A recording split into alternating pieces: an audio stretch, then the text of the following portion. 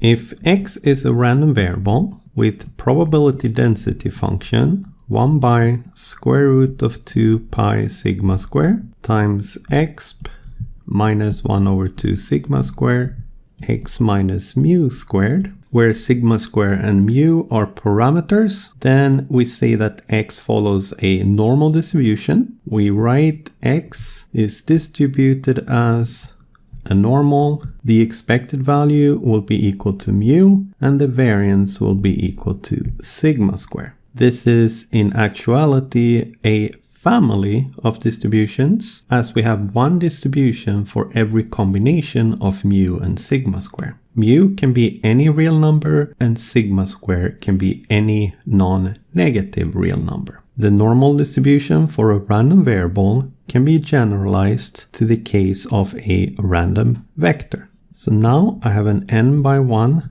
random vector, or if you like, I have n random variables. We say that the random vector follows a multivariate normal distribution, or we can say that the random variables x1 through xn follow a multivariate normal distribution if the probability density function f of x, where in this case this is a function of n variable, so my x is the vector consisting of all the x variables. If this probability density function has the following very specific form, 1 over 2 pi to the n over 2 multiplied by the determinant of a matrix sigma raised to minus 1/2, I'll get back to sigma in a second, times exp minus 1/2 x minus mu.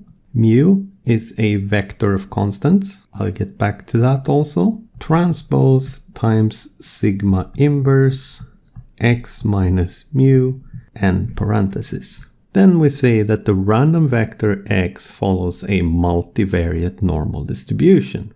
The normal distribution had two parameters, sigma square and mu. The multivariate normal distribution has parameters collected in a n by n matrix, sigma, and also in a n by 1 vector of constants. There are no restrictions on the parameters in the mu vector, but we do have restrictions on the parameters in the sigma matrix. Actually, there are two restrictions. First, sigma must be a symmetric matrix. Second, it must be a positive definite matrix. If the random vector x has this specific probability density function, with sigma satisfying these two conditions, then we write x is distributed as a normal with parameters mu and sigma. It's messy but not hard to show that the expected value of this random vector x will become exactly equal to mu, and the variance of this random vector x will become precisely equal to sigma. The multivariate normal distribution has a huge number of important properties, and there are entire books written about just the multivariate normal. But let me just point out some of them.